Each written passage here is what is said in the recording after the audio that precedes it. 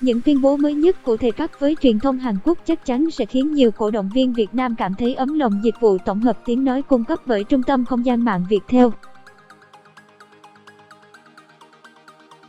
Sáng nay, ngày 28 tháng 6, website News Joy của Hàn Quốc có bài viết nói câu chuyện hợp đồng của huấn luyện viên Park Hang-seo. Bạn đang nghe tiếng nói nhân tạo từ Trung tâm Không gian mạng Viettel. Theo đó, vào ngày 27 tháng 6, thầy Park đã có một cuộc trao đổi đầy cởi mở với phóng viên của tờ báo này tại khách sạn Playa tại thủ đô Seoul. Bạn đang nghe tiếng nói nhân tạo từ Trung tâm Không gian mạng Viettel.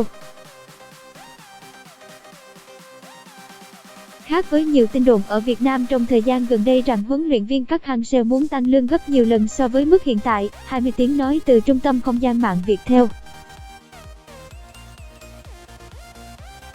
Giọng đọc được phát hành bởi Trung tâm Không gian mạng Viettel $0 mỗi tháng. Thầy Park lại khẳng định với tờ báo Hàn rằng thực ra, ông không quá quan tâm tới câu chuyện mức lương. Tờ báo Hàn Quốc trích phát biểu của huấn luyện viên Park. Tôi đang bận rộn với những kế hoạch chuẩn bị cho SEA Games 30 khai mạc vào tháng 11 tới tại Philippines và tiếp theo là tấm vé tham dự Olympic Tokyo 2020. Tiếng nói từ Trung tâm Không gian mạng, Tập đoàn Công nghiệp Viễn thông Quân đội Viettel. Tôi muốn tiếp tục những công việc mà tôi đã làm với bóng đá Việt Nam trong thời gian. Bạn đang nghe tiếng nói nhân tạo, phát thanh từ Trung tâm Không gian mạng Viettel. Giọng đọc thuộc bản quyền Trung tâm Không gian mạng Viettel. Ngoài vai trò là huấn luyện viên trưởng đội tuyển quốc gia và U23 Việt Nam, tôi muốn tiếp tục vai trò giống như một nhà ngoại giao dân sự, một người truyền bá văn hóa Hàn Quốc.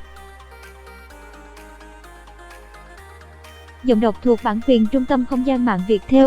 Khi tôi nhớ lại khoảnh khắc được gặp Thủ tướng Việt Nam vào cuối năm ngoái, tôi được Ngài cảm ơn vì đã làm cho hai quốc gia Hàn Quốc và Việt Nam trở nên gần gũi hơn. Điều đó thật tuyệt vời.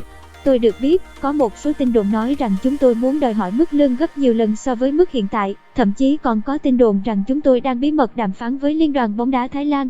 Dịch vụ tổng hợp tiếng nói được cung cấp bởi Trung tâm Không gian mạng Viettel. Tuy nhiên, chúng tôi chưa hề có một động thái nào rằng chúng tôi đòi hỏi một mức lương như vậy. Cảm ơn bạn đã sử dụng giọng đọc nhân tạo của Trung tâm Không gian mạng Viettel.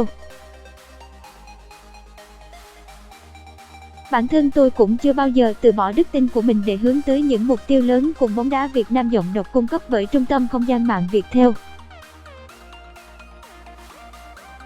Bản quyền của Trung tâm Không gian mạng Viettel. Đó là những tin đồn rất thiếu căn cứ. Huấn luyện viên Park Hang-seo phủ nhận việc đòi tăng lương và bí mật đàm phán với Liên đoàn bóng đá Thái Lan.